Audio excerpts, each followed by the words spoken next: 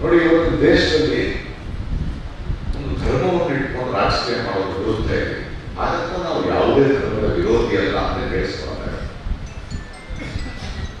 ಶಬರಿಮಲೆ ಪುರಾಣ ಒಂದು ನೇರವಾಗಿ ನಾವು ವಿಷಯಕ್ಕೆ ಬಂದ್ಬಿಟ್ರೆ ಒಳ್ಳೆಯದು ಅಲ್ವೇ? ಅದು ಕೆಲವರ ನಂಬಿಕೆ. ಆದ್ರೆ ಶಬರಿಮಲೆಯಂತಹ ಜನರ ಒಂದು ನಂಬಿಕೆಯನ್ನ ಇವತ್ತಿನ ಸರ್ಕಾರ ಆಳುವಂತಹ ಕೇಂದ್ರ ಸರ್ಕಾರ ಆಳುವಂತಹ ಅಲ್ಲಿಯ ಒಬ್ಬ ಪ್ರೆಸಿಡೆಂಟ್ ಸಾರಾ ಸಹಿತಾಗಿ ಓಪನ್ ಆಗಿ ನನ್ನ ಜೊತೆ ಇರುವಂತಹ ಸದಸ್ಯರಿಗೆ ಇದು ನಮಗೊಂದು ಗೋಲ್ಡನ್ ಆಪರ್ಚುನಿಟಿ, ಇದನ್ನ ಬಳಸಿಕೊಂಡು ನಾವು ಈ ಕೇರಳ ರಾಜ್ಯದಲ್ಲಿ ರಾಜಕೀಯ ಪಕ್ಷವಾಗಿ ಬೆಳೆಯಬಹುದು, ಎಲ್ಲ ವಿಪಕ್ಷಗಳು ಟ್ರಾಕ್ ಸಿಕ್ಕಾಕೊಡ್ತಿದ್ದಾರೆ ಅಂತ ಹೇಳಕ್ ಸಾಧ್ಯ ಆಗಿದೆ.